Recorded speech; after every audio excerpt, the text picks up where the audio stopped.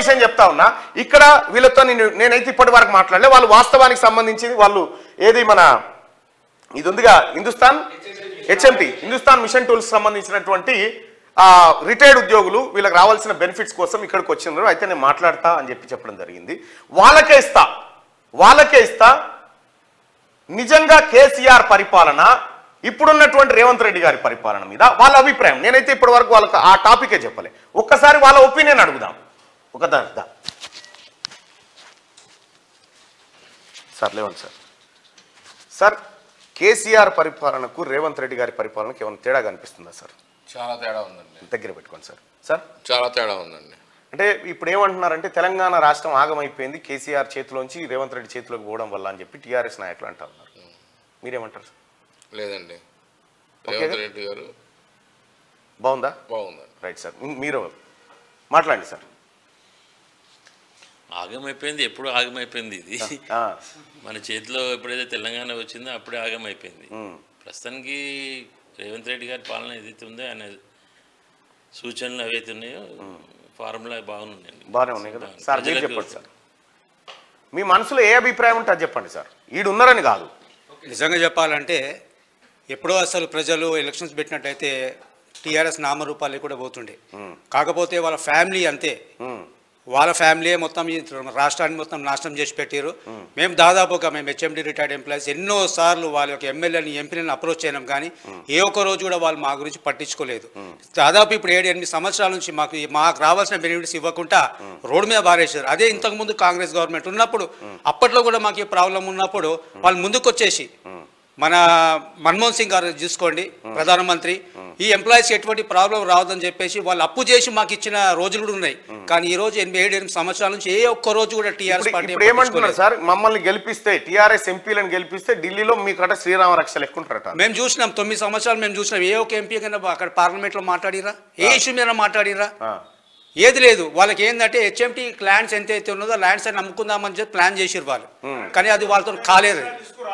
Sir ఒక్కసారి ఇవ్వండి sir, ముందుకు రండి సార్. ఏమైంది సార్?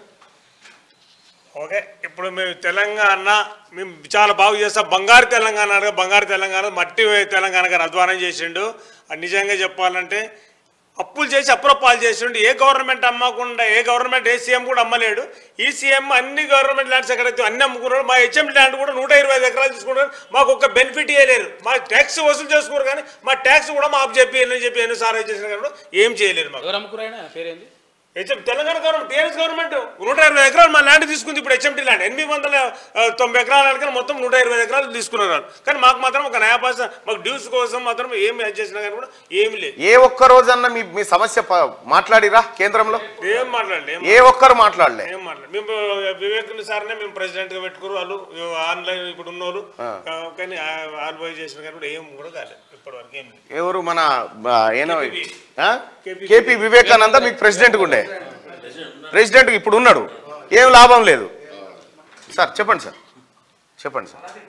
ప్రజల్ని మభ్యపెట్టి ఏదో చేస్తామని వాళ్ళ సెంటిమెంట్ మీద దెబ్బ కొట్టి వాళ్ళ కుటుంబం బాగుపడింది తప్ప నిజంగా తెలంగాణ ఎలాంటి పరిస్థితుల్లో బాగుపడలేదు. వీళ్ళు చేసిన పిచ్చి పనులు చాలా ఉన్నాయి, అన్నీ ఇప్పుడు ప్రస్తావించలేము. సార్ మొదటి నుంచి వాళ్ళని కడుగుతూ ఉన్నాడు. యాక్చువల్గా ఏంటంటే ఆయన ఒక కవి గారు చెప్పినట్టు నిప్పులతో కడగాలి అని వీళ్ళ కుటుంబం అన్ని అరాచకాలు చేసి వాళ్ళు బాగుపడ్డారు.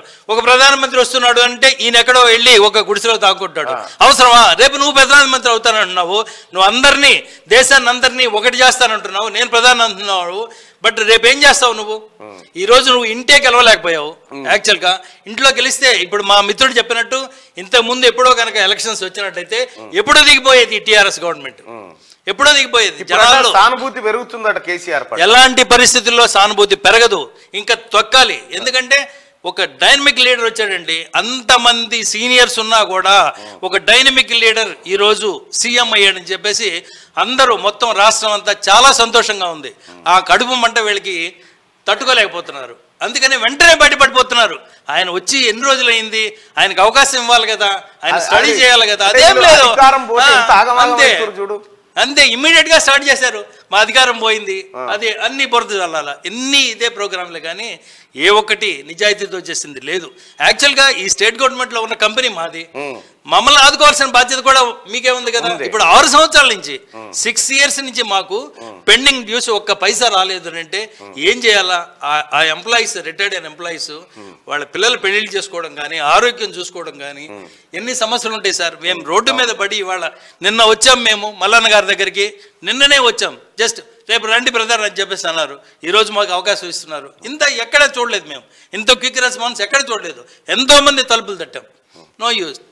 సార్ ఇప్పుడు తీన్మార్ మల్లన్న ఇప్పటిదాకా నేను చేసుకుంటూ కొట్లాటనే చేసుకుంటూ వచ్చిన సార్, ఇప్పటి వరకు కూడా ఇప్పటికి కూడా చేస్తా ఉన్నా. అయితే తీన్మార్ మల్లన్న అరాచకవాది, తీన్మార్ మల్లన్న ఇప్పుడు ఆయన బాధ ఏంది? తీన్మార్ మల్లన్న ఈ యూట్యూబ్ ఛానళ్ళు పెట్టి మా ప్రభుత్వాన్ని బడగొట్టిర్రు, మేము కూడా యూట్యూబ్ ఛానళ్ళు పెట్టుకుంటే బాగుండేది అనేటువంటి అభిప్రాయాన్ని వాళ్ళు వ్యక్తం చేస్తా ఉన్నారు. సార్ యూట్యూబ్ పెడితే సరిపోతుందా, ప్రజలకు వాస్తవాలు చెప్తే సరిపోతుందా? వాస్తవాలు పెట్టాలి. ప్రజలకు వాస్తవాలు ఎప్పుడైతే పంచితేనో ఎన్నాళ్ళండి మభ్య పెడతాము. ఇది రాజకీయం కాదు కదా, ఏదో ఒక బొమ్మ చూపించి మసిపూసి మారేడుగా చేయడానికి. ఇప్పుడు వాస్తవాలు ఉన్నాయి కాబట్టి మీ దగ్గరికి మేము పరిగెత్తుకుంటూ వచ్చాం సార్.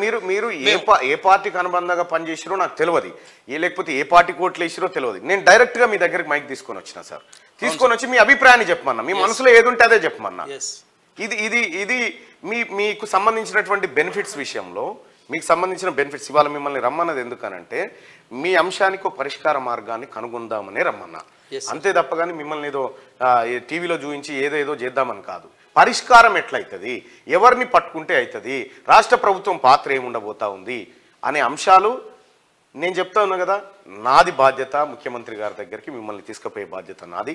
మీ అంశాన్ని ఆయన దృష్టి, తద్వారా కేంద్ర ప్రభుత్వం ద్వారా ఎట్లా అడిగిపించాలనేటువంటి ప్రయత్నం అయితే 100% నేను చేస్తాను. ఎందుకంటే నేను ఆ పార్టీలో ఉన్నటువంటి వ్యక్తిగా, ఆ పార్టీలో పనిచేసినటువంటి వ్యక్తిగా, పనిచేస్తున్న వ్యక్తిగా, మీరు మాది బాధ్యత, అది మీ సమస్య మా బాధ్యత కాబట్టి దాన్ని స్వీకరిస్తూ ఉన్నాం. ఇంతవరకు మేము చెప్పగలుగుతా ఉన్నాం. సో అందుకోసం మిమ్మల్ని రమ్మన్నా, మీ బాధ కూడా మీరు చెప్పుకోవచ్చు అనేటువంటి ఉద్దేశంతో రమ్మన్నా. ఇదే జరిగింది. Thank you sir. Thank you. News చూసే మీ దగ్గరికి అప్రోచ్ చేద్దామని వచ్చామండి సార్. క్యూ న్యూస్లో మేము చూస్తున్నాము, అందుకే మీ ఒక ఏదైతే ఉన్నాయో టెలికాస్ట్ ఏదైతే ఉన్నాయో మేము మాకు నచ్చి, మాకు ఇదొక మంచి రూట్, మనకి ఇక్కడ మల్లన్న దగ్గరికి అయితే మనకు కరెక్ట్ మనకు న్యాయం జరుగుతుందని మీ దగ్గర రావడం జరిగింది. సో కాబట్టి మేము కూడా ఎంతమంది ఉన్నారు సార్ మీరు? 600 మంది మొత్తం రిటైర్డ్ అయిన వాళ్ళు అంటే మొత్తం దేశంలో దీని 6 యూనిట్లు ఉన్నాయి సార్. దీని 6 యూనిట్లో దాదాపు 600 మంది రిటైర్డ్ అయిన ఉన్నారు. సో లోపల పనిచేసే వాళ్ళకన్నా బయట రిటైర్డ్ అయిన వాళ్ళే ఎక్కువ ఉన్నాం. గత 2018 నుంచి కూడా మాకు ఇంత మటుకు ఒక చిల్లి గవ్వ కూడా చెల్లించని మేనేజ్మెంట్ మాకు. ఎన్నోసార్లు కూడా మేము వాళ్ళతో సంప్రదింపులు జరిపినాం, మేనేజ్మెంట్తో జరిపినాము. మాకు ఎటువంటి కూడా మాకు వాళ్ళ నుండి పాజిటివ్ రెస్పాన్స్ రాలేదు. సో కాకుండా ఇంకా రిటైర్డ్ అయిన వాళ్ళు చాలా మంది, ఒక 40 మంది దాకా చనిపోయారు. ఇక్కడ జరిగింది ఏంటంటే ఇంటి దీపం అని ముద్దు పెట్టుకుంటే మూతి మీసాలు కాలినట్టుగా మన రాష్ట్ర పార్టీ అని చెప్పి కేసీఆర్ని లేకపోతే ఆ పార్టీ నాయకుడిని తీసుకొచ్చి అధ్యక్షుని చేసుకుంటే 120 ఎకరాల భూమి బీకింది. అదే కదా జరిగింది. ఇక జరిగింది అయితే గది కాలేజ్ అని అదని ఇదని మొత్తం తీసుకున్నారు సార్. మొత్తం కాలేజ్ 6 సంవత్సరాలు అవుతుంది. ఇప్పటికి గ్రాడ్యుయేటీ రావాలి, పిఎఫ్ రావాలి, ఈఎల్ ఎన్కాష్మెంట్ రావాలి. మాకు 97 వేజ్ బోర్డు పైసలు కూడా ఇప్పటిదాకా రాలేదు. ఇటువంటి ప్రాబ్లమ్స్ అన్ని పెట్టుకొని మేము ఈయన చేస్తాడు ఏదో ప్రెసిడెంట్, లోకల్ ప్రెసిడెంట్ అని చెప్పి మేము ఆయన వివేక్ను పెట్టుకుంటే ఆయన ఇప్పటిదాకా కూడా పోతుండి వస్తుండే, కానీ మాకైతే ఇంప్రూవ్మెంట్ ఏం కాలేదు ఇప్పటిదాకా. ఇంకోటి ఇప్పుడు కేసీఆర్ నెక్స్ట్ 5 ఏళ్ళ వరకు ఆయన ఉన్నాడు మాక్సిమం, ఆయన పని అయిపోయినట్టే. ఇంకా ఆయన ఆశపడి ఆయన కొడుకుని చేస్తాడు ఇంకేదో పడి. రేవంత్ రెడ్డిని చాలా సంతోషంగా పబ్లిక్ అంతా లైక్ చేస్తున్నారండి, ఎందుకంటే ఫ్రీ బస్సెస్ దొరికినాయి పబ్లిక్. ఇంకోటి చాలా మంది మన 1,00,000 మందికి రేషన్ కార్డులు కానీ మన లక్ష్మీ పథకాలు ఇవి చాలా హ్యాపీగా ఉన్నారు. దీని దిక్కెళ్ళి దానికంటే 100% బెటర్ గానే పబ్లిక్ లో కేసీఆర్ పరిపాలన కంటే ఇప్పుడు పరిపాలన బెటర్, చాలా బాగుంది, చాలా బాగుంది. రైట్, ఇది సరిపోతుంది. నేను మళ్ళీ మాట్లాడతాను. ఇది సరిపోతుంది అనుకుంటా నాకు తెలిసి మీ కుటుంబానికి కేటీ రామారావు. ఇటువంటి ఇంకా అయిపోయా రాకపోయా అని మీరు ఆ భ్రమలలోంచి బయటికి రారుతామి.